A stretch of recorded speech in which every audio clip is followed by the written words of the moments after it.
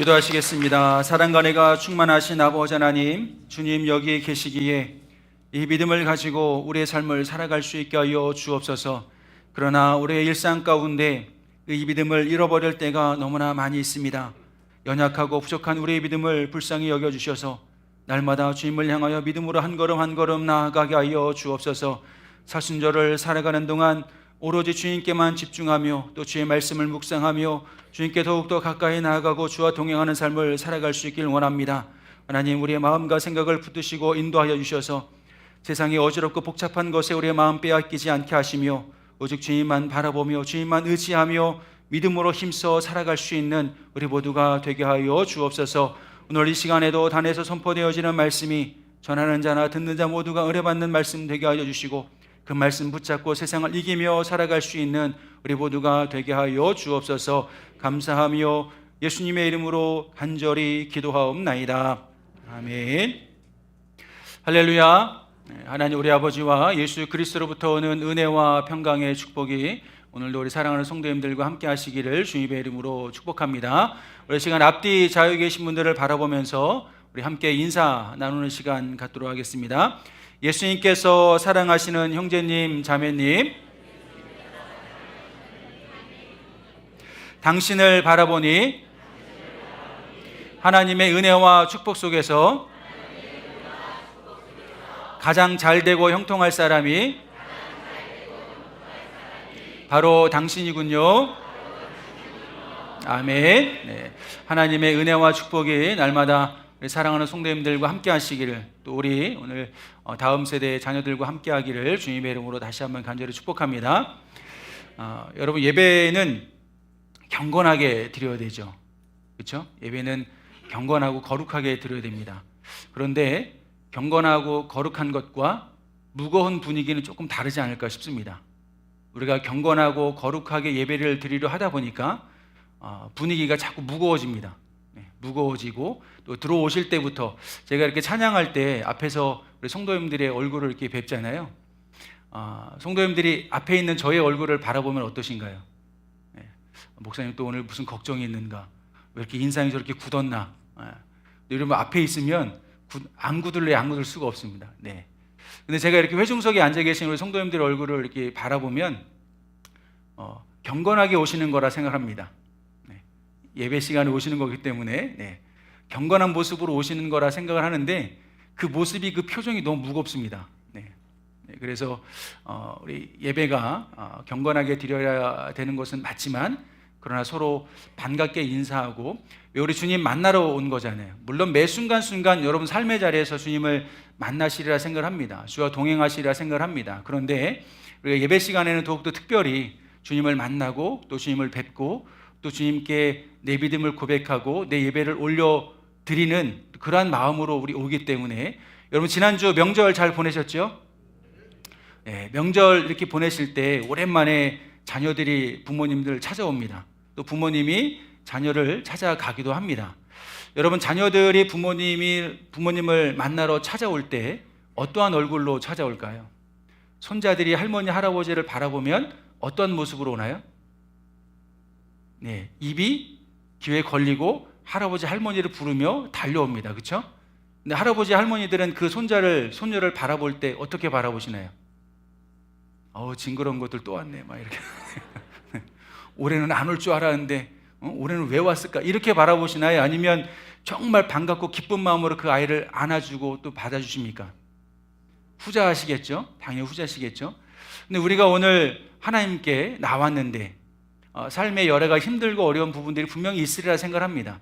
왜 걱정이 없고 왜 근심이 없겠습니까? 그런데 여러분, 주님 앞에 나오실 때 기쁨으로, 감사함으로, 밝은 모습으로 마치 손자, 손녀가 할아버지, 할머니를 만나듯이, 그렇죠? 그러한 마음으로 우리가 나와서 함께 예배하고 또 교제하고 또 그렇게 했으면 좋겠습니다. 그런 의미에서 우리 다시 한번, 제가 예배 분위기를 좀 이렇게 밝게 띄우려고 자꾸 제가 이렇게 서론을 길게 합니다. 우리 다시 한번 앞뒤 자유 계신 분들을 바라보면서 주의 이름으로 사랑하고 축복합니다. 우리 인사 한번 다시 나누겠습니다. 감사합니다.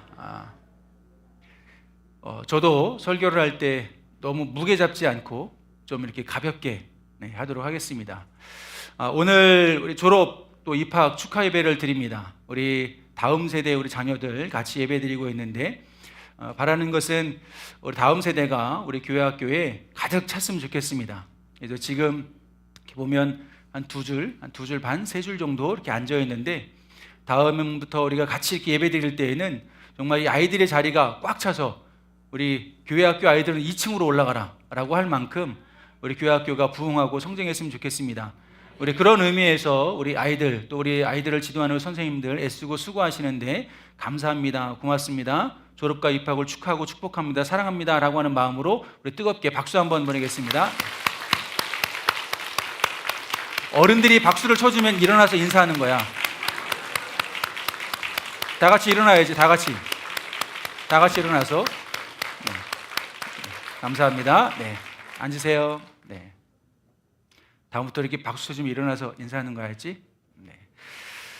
오늘 말씀의 제목을 보시면 인생을 바라보는 눈이라고 하는 그러한 제목입니다. 여러분 인생을 바라보실 때 눈으로 바라본다라고 하는 것은 어떠한 생각과 어떠한 가치관을 가지고 그 인생을 바라보겠느냐라고 하는 것인데요. 여러분 오늘 말씀의 대지는 그 두 가지입니다. 첫째는 세상의 가치관보다 더 중요한 것이 있다.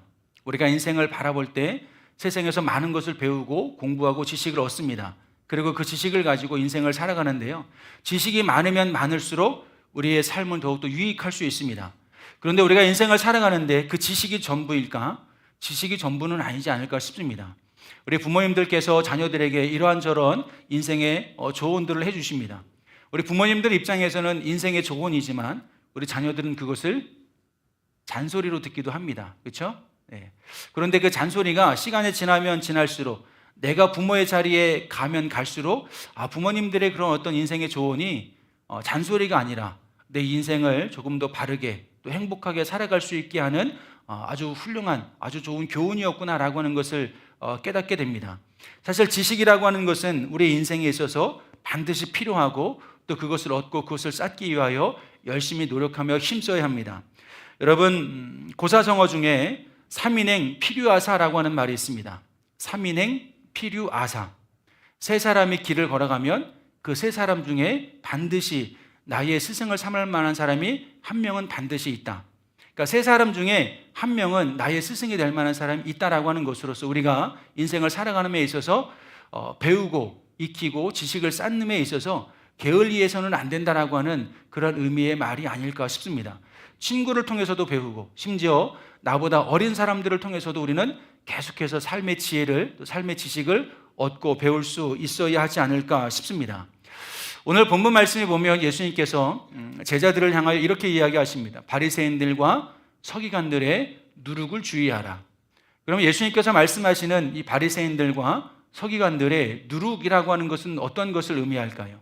그것은 바로 그들의 가르침을 의미합니다. 그래서 그들이 하나님을 알고 율법에 대해서 알고 그 아는 지식을 가지고 사람들을 가르칩니다.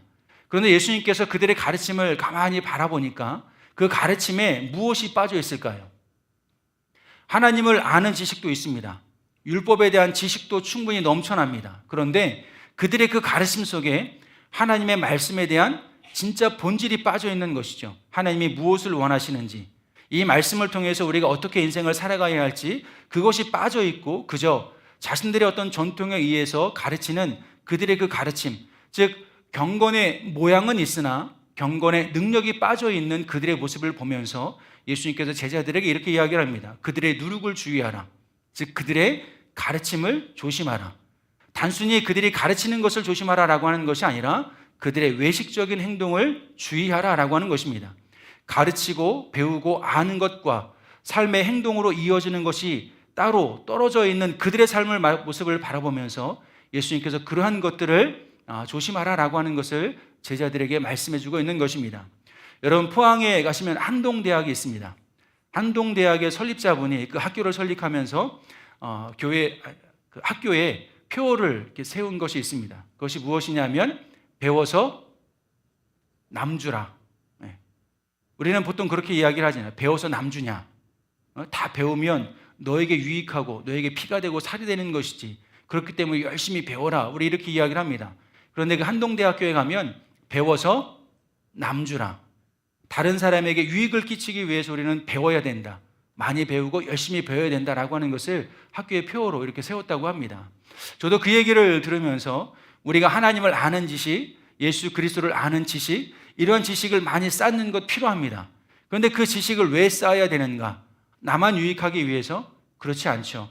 하나님이 사랑하시는 이 땅에 존재하는 수많은 영혼들을 구원하시기 위해서, 그들에게 유익을 끼치기 위해서 우리는 하나님을 아는 지식, 예수님을 아는 지식을 날마다 힘써 배울 수 있어야 할 줄로 믿습니다.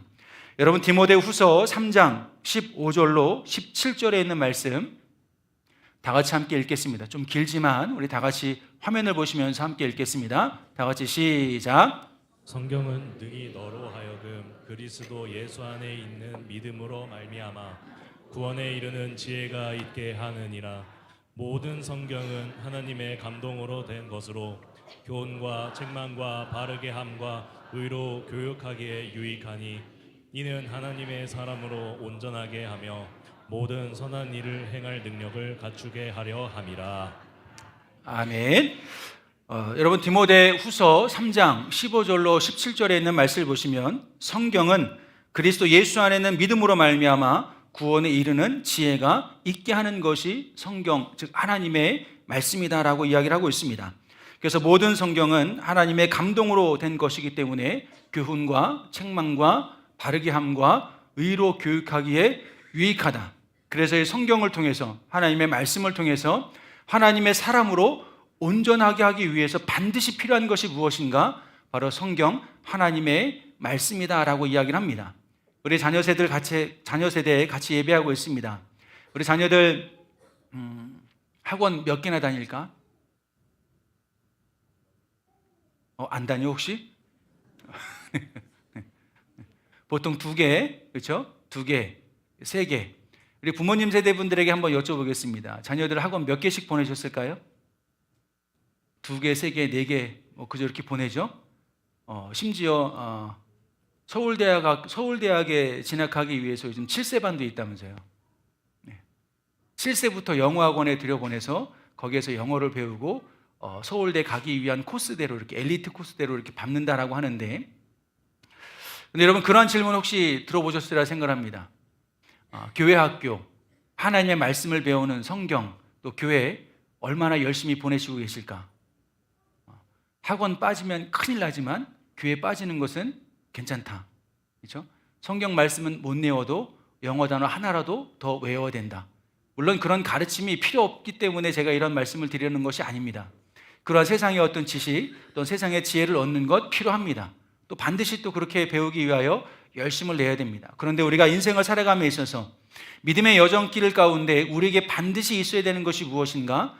세상적인 지식뿐만 아니라 하나님의 말씀, 이 말씀도 우리의 삶 가운데 반드시 있어야 할 줄로 믿습니다. 그 이유가 무엇일까요? 하나님의 말씀, 이 성경에는 그리스도 예수 안에 있는 믿음으로 말미암아 구원에 이르게 하기 때문에, 여러분, 우리는 영생을 준비하기 위하여 살아가는 인생입니다. 윤회의 시간을 살아가는 것이 아니라, 우리 요즘 자녀 세대들은 TV나 드라마 이런 데 보면 그 드라마의 소재로 윤회를 많이 이야기를 합니다. 다시 태어나는 인생, 2번째 살아가는 인생, N년차 살아가는 인생, 이렇게 이야기를 하는데, 그러다 보니까 우리 자녀들 생각 속에 자연스럽게 다음 생이 있겠구나 라고 하는 것을 기대하는데, 여러분, 성경적 가치관과 성경적 가르침에 다음 생은 없습니다. 윤회는 없습니다. 한 번 태어나고 한 번 죽는 것이 정해진 이치이고, 그 죽음 이후에 주님과 함께 영원히 거하는 천국의 삶이 있고, 또 그렇지 않은 지옥의 삶이 있는 것인데, 그래서 우리는 이 세상을 살아갈 때 세상의 지식을 얻고 그 지식을 통해서 나의 삶을 조금 더 유익하게 살아가는 것 필요하지만, 그러나 그보다 더 중요한 것이 있다라고 한다면 그것은 무엇일까? 바로 하나님의 말씀, 성경의 가치관으로 인생을 바라보며 주님과 함께 있을 그 영원의 삶을 준비하는 삶을 살아갈 수 있어야 되겠다라고 하는 것입니다. 여러분, 이것은 우리 자녀 세대들뿐만 아니라 우리 부모님 세대들 역시 마찬가지인 줄로 믿습니다. 우리 부모님들도 혹시 그런 생각 하실지 모르겠습니다. 내가 이 나이에 배워서 뭐하나? 여러분, 지식은, 또 삶의 지혜를 얻는 것은 죽을 때까지 배우셔야 됩니다. 배우고 또 배우고, 요즘에는 스마트폰도 많이 나오잖아요. 스마트폰을 통해서도 지식도 배우고 또 그것을 사용하는 것도 배워서 자녀 세대들하고 소통하시는데도 원활하게 하시고 그러면 더 유익하지 않을까 싶습니다. 여러분 요즘 날씨에 대한 정보를 어떻게 얻으실까요? 뉴스를 통해서 보통 아시잖아요. 아니면 스마트폰을 통해서 날씨에 대한 정보를 얻습니다. 근데 우리 부모님 세대분들은 젊으셨을 때 또 인생을 살아오면서 날씨에 대한 정보를 어디서 얻으셨을까요? 몸이 쑤시다 그러면 비가 오려나? 네. 그렇게 우리는 정보를 얻습니다. 그죠? 과학적으로 증명된 것은 아니지만 거의 맞습니다. 몸이 쑤시고 아프고 찌뿌둥하고 그러면 날이 흐르거나 비가 반드시 옵니다. 아마 그런 인생의 경험을 통해서 그런 것들이 지식처럼 이렇게 내려온 것이 아닌가 싶은데, 여러분 우리가 인생을 살아가면서 다시 한번 말씀을 드리지만 세상의 지식 필요합니다. 있어야 됩니다. 그러나 그보다 더 중요한 것이 무엇일까? 바로 하나님의 말씀.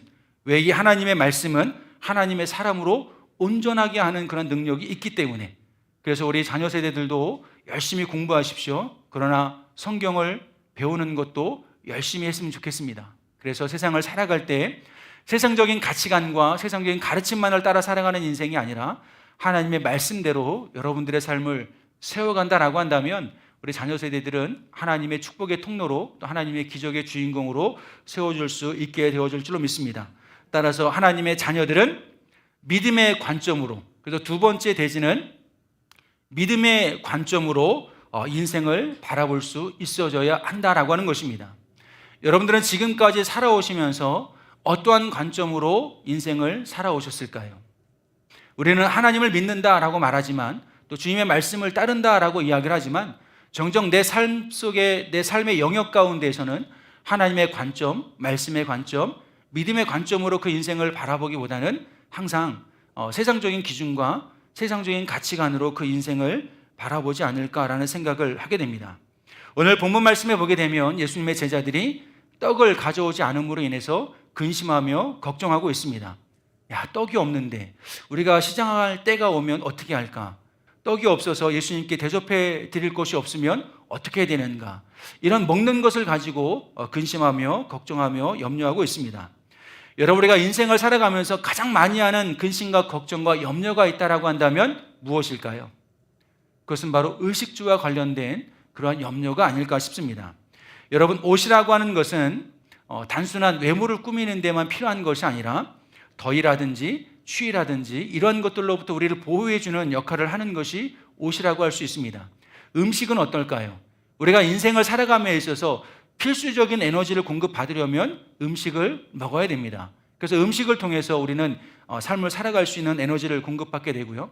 또 아무리 멋진 옷을 입고 아무리 아름다운 옷을 입고 아무리 산의 진미의 음식을 먹는다 할지라도 내가 거주할 집이 없으면 어떻게 될까요? 자연재해나 또는 인재로부터 우리는 보호받을 수 없게 될 것입니다. 그렇기 때문에 이 의식주라고 하는 것은 우리 인생에 있어서 가장 기본적이고 또 필수적인 요소이기 때문에 이런 것에 있어서 부족함을 느끼게 된다면 우리는 근심하고 걱정하고 염려할 수밖에 없는 것입니다. 오늘 본문 말씀에서도 예수님의 제자들은 떡이 없음으로 말미암아 걱정하고 있습니다. 즉 먹을 것이 없어서 지금 걱정을 하고 있는 것이죠. 그런데 근본적으로 이 제자들의 문제는 무엇일까요? 예수님께서 왜 떡이 없음으로 말미암아 근심하며 걱정하는 제자들을 책망하셨을까요? 그것은 먹는 것의 문제가 아니라, 즉 떡이 있느냐 없느냐의 문제가 아니라 더 근본적인 문제, 즉 예수님에 대한 믿음의 부재가 더 큰 문제였기 때문에 그것을 주님은 지금 제자들에게 말씀을 해주고 있는 것입니다.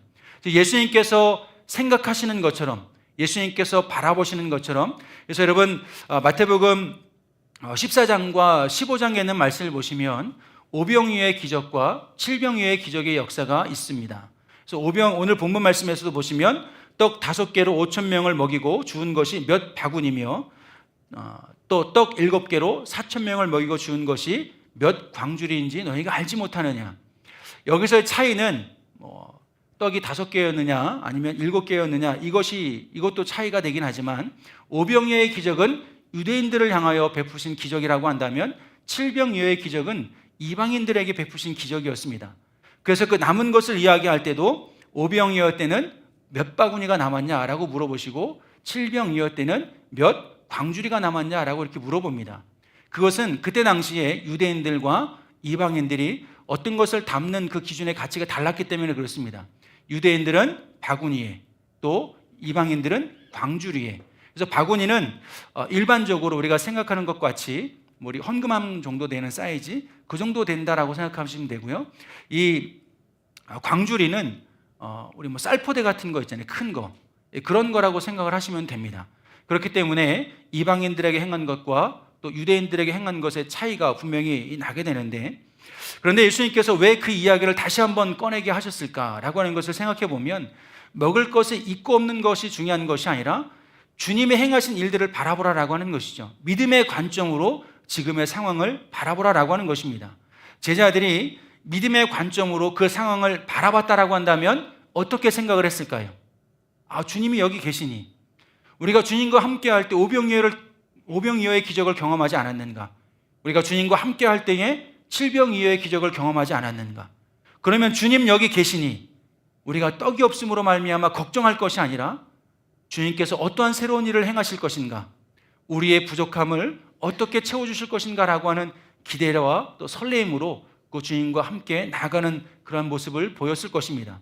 그렇기 때문에 오늘 본문 말씀을 통해서 우리가 다시 한번 생각해 볼 것이 있다라고 한다면, 현실 속에서 여러 가지 부족함, 결핍을 느낄 때 그것으로 인해서 우리가 고통당하고 두렵고 어려워하는 것이 아니라 결국은 주님을 향한 믿음의 부재가, 믿음의 관점으로 그것을 바라보지 못하기 때문에 더 큰 걱정과 염려에 빠지는 것이 아닐까라는 것을 생각을 해보게 됩니다. 여러분들의 삶 속에서 인생을 살아가는 동안 여러 가지 많은 것에 부족함을 느낄 때가 분명히 있을 것입니다. 그 부족함이 느껴지는 그 순간, 정말 나에게 부족한 것이 무엇인가를 다시 한번 되짚어 보셨으면 좋겠습니다. 우리에게 진정으로 부족한 것은 우리의 삶에 필요한 그 어떠한 것이 아니라 바로 주님을 향한 온전한 믿음이 아닐까 싶습니다.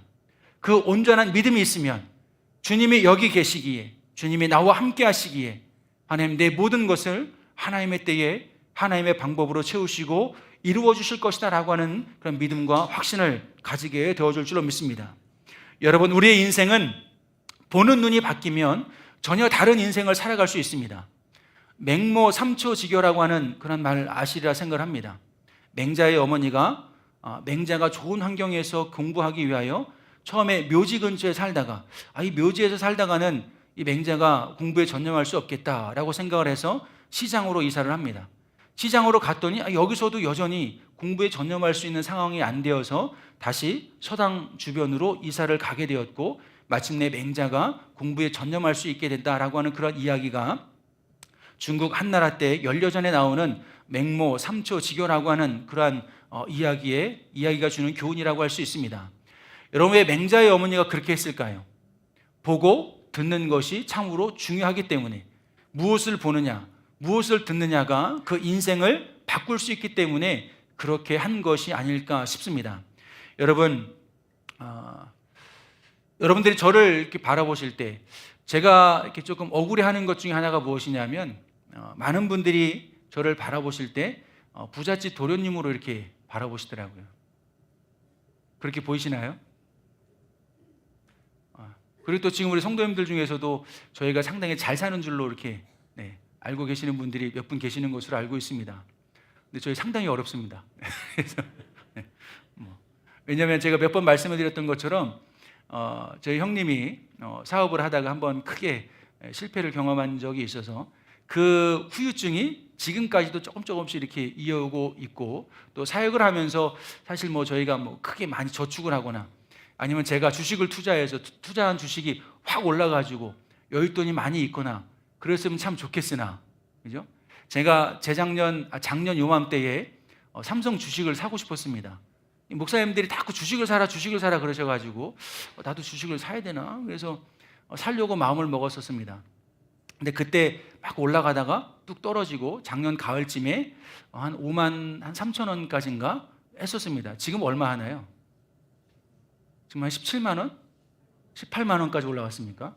제가 요즘 후회를 하고 있습니다. 그때 샀어야 되는데, 11월 달에 샀었어야 되는데, 그러면 최소한 2배는 뛰었을 텐데, 이게 너무 억울한데 지금 다시 떨어질 때를 기다리고 있습니다.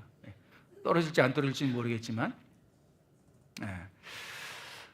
저희는 이제 좀 현실적인 많은 어려움이 있었습니다. 경제적인 어려움이 참 많이 있었습니다. 그래서 전도사 사역을 할 때 정말 딱 집과 교회를 오고 갈 수 있는 교통비, 차비만 들고 이렇게 사역했던 적도 있었습니다.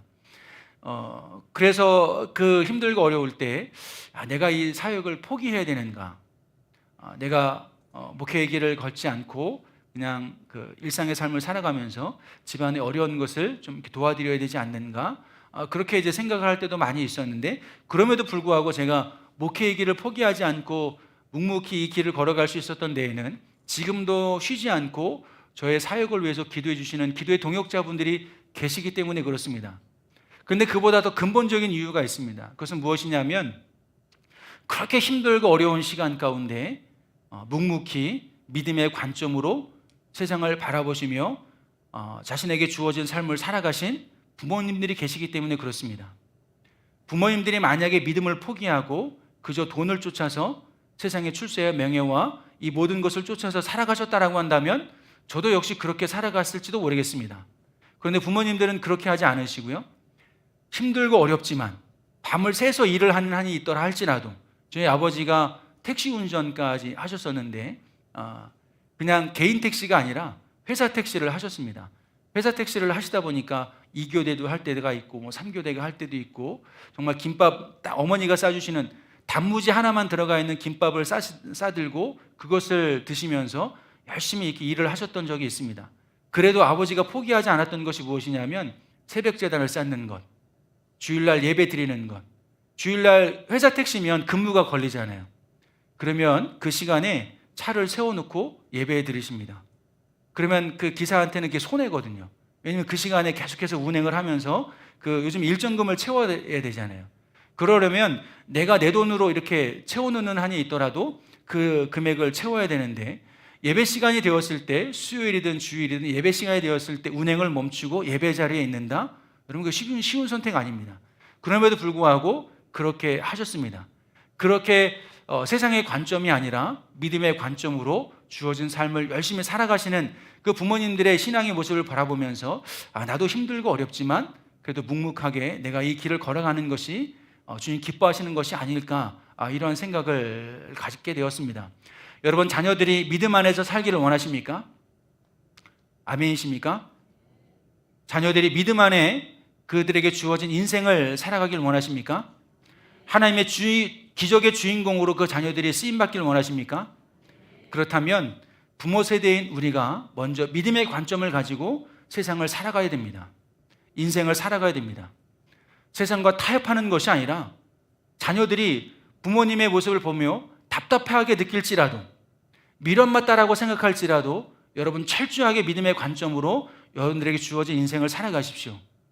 그러면 그 자녀들이 부모의 신앙의 모습을 본받아서 그때는 아닐지는 모르겠지만 반드시 믿음의 삶으로 그들의 삶을 바르게 세워갈 수 있게 되어줄 줄로 믿습니다. 그래서 여러분, 믿음의 관점으로 인생을 바라볼 때 예수 그리스도를 믿는 믿음의 능력 안에서 인생의 모든 불가능성이 가능성으로 바뀌어지는 그런 기적을 경험하게 되어줄 줄로 믿습니다. 예수님께서 오늘 제자들에게 바리새인들과 서기관들의 누룩을 주의하라라고 하는 것은 그들의 가르침이 필요치 않아서가 아니라, 그들의 가르침도 중요하지만 그러나 그보다 더 중요한 것이 있다. 그것은 무엇인가? 믿음의 관점으로 모든 삶의 현상을 바라볼 수 있어져야 한다라고 하는 것을 가르쳐주고 있는 것입니다. 바라는 것은 우리 모든 성도님들이 철저하게 인생을 살아가실 때 나의 기준과 나의 의가 아니라 하나님의 말씀이 기준이 되어서 그 말씀의 관점으로 우리들의 삶 가운데 일어나는 모든 일들을 바라보셨으면 좋겠습니다. 우리 자녀들도 인생을 살아감에 있어서 학교 공부하는 것, 학원 공부하는 것, 더 나은 스펙을 쌓기 위해 열심히 준비하는 것 필요하지만, 그러나 그 가운데 어떤 것이 필요할까요? 기도하는 모습, 또 주의 말씀을 더욱더 깊이 묵상하면서 말씀대로 순종하며 살아가는 모습, 믿음의 관점으로, 신앙의 관점으로 인생을 바라보는 눈이 여러분들에게도 반드시 있기를 주님의 이름으로 간절히 축원합니다.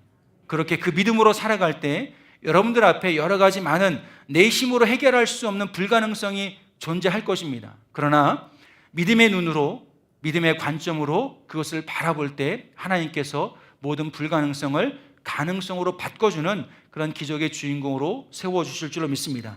그래서 우리 자녀 세대들이 정말 하나님의 오병이어의 기적의 주인공, 칠병이어의 기적의 주인공으로 쓰임받을 수 있기를 주님의 이름으로 간절히 축원합니다. 우리 자녀들이 그러한 삶을 살아가기를 원하신다라고 한다면 우리가 지난주 같이 말씀을 나눴던 것처럼 우리 인생에 있어서 최고의 가치 있는 선택은 무엇일까요? 그것은 바로 예수 그리스도인 줄로 믿습니다.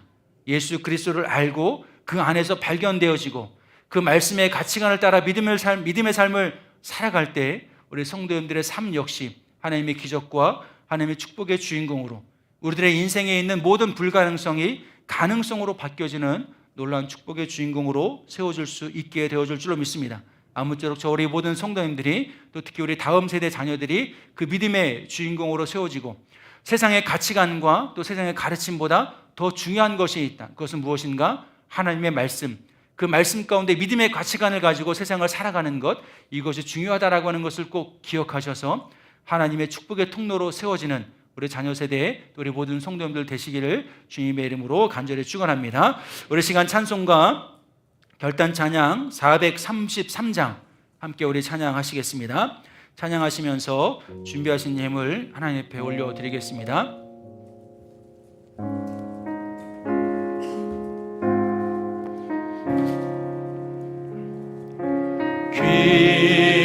귀하신 주여 날 붙드사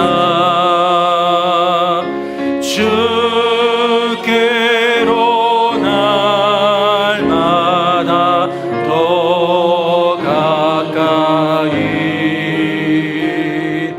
저 하늘 나라 나 올라가 구주의 품 안에 늘 안기어 영생의 복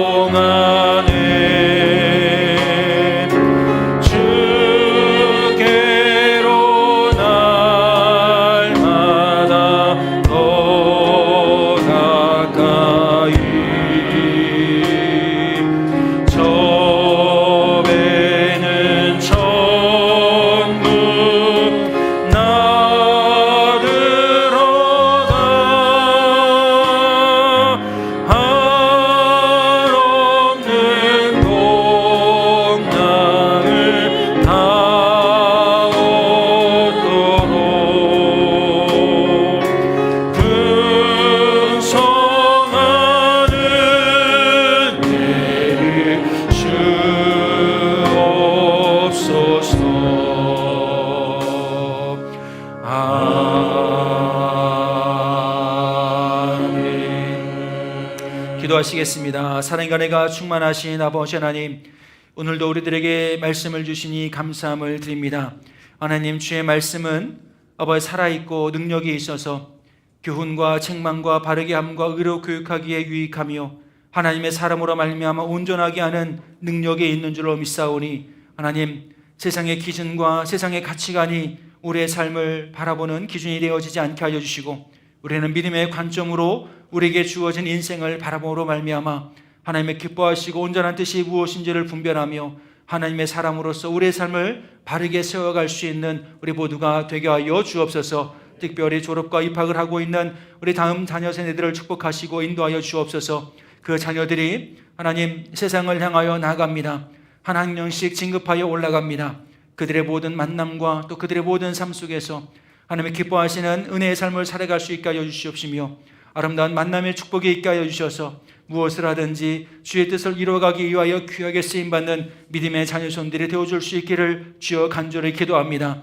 우리 부모 세대가 먼저 믿음의 관점을 가지고 우리에게 주어진, 나에게 맡겨진 일을 감당할 수 있게 하여 주옵소서. 세상의 관점과 세상의 가치관을 따라만 살아가는 것이 아니라 우리 오직 주의 말씀을 따라 살아가는 인생들이 되어야 할 줄로 믿사오니, 자녀들을 바라볼 때에도, 직장 생활이나 사업을 운영해 갈 때에도, 이웃과 만남에 있을 때에도, 또 우리 교회 안에서 신앙생활을 할 때에도 하나님, 나의 기준으로 또 나의 시선으로 바라보는 것이 아니라 하나님의 마음과 주님의 시선으로, 주님의 관점으로 그 모든 것들을 바라보게 하여 주셔서 무엇을 먹든지 무엇을 마시든지 무엇을 입든지 주님의 영광을 위하여 하라고 우리에게 말씀하셨사오니, 그 뜻을 이뤄갈 수 있는 우리 모두가 되어줄 수 있도록 하나님 붙드시고 인도하여 주옵소서. 오늘도 11조 예물을 드립니다. 감사의 예물을 드립니다.